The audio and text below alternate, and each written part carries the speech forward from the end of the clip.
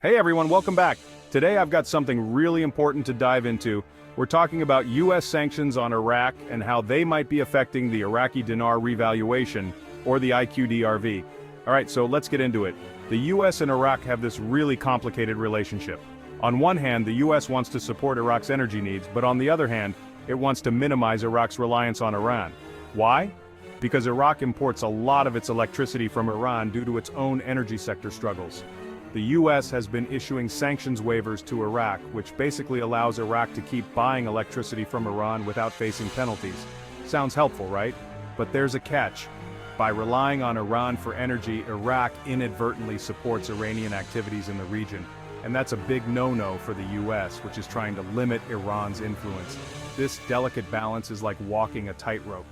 Recently, Iraqi Prime Minister Soudani made a visit to the US.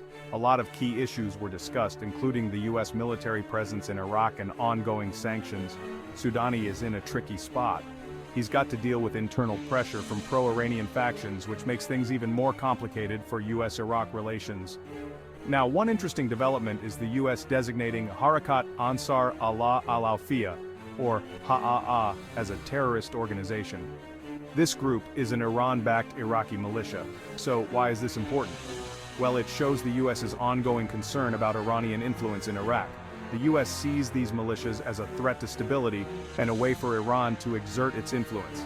Okay, so you're probably wondering, what does all this mean for the IQD? The US's actions, like sanctioning HAA and its leader, are meant to disrupt these militia operations and limit their ability to carry out attacks.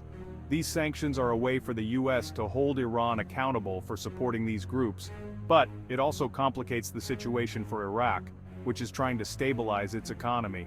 The activities of HAA, including attacks on US forces and involvement in regional conflicts, highlight the challenges the US faces. This is where the IQD comes in.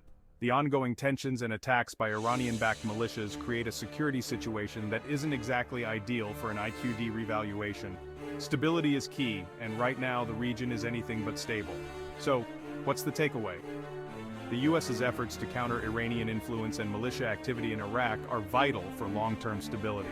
But these actions also create short-term complications for Iraq's economic moves, including the IQD. It's a complex game of geopolitical chess, and every move counts. Thanks for tuning in, and don't forget to like, comment, and subscribe for more insights. Until next time, stay informed.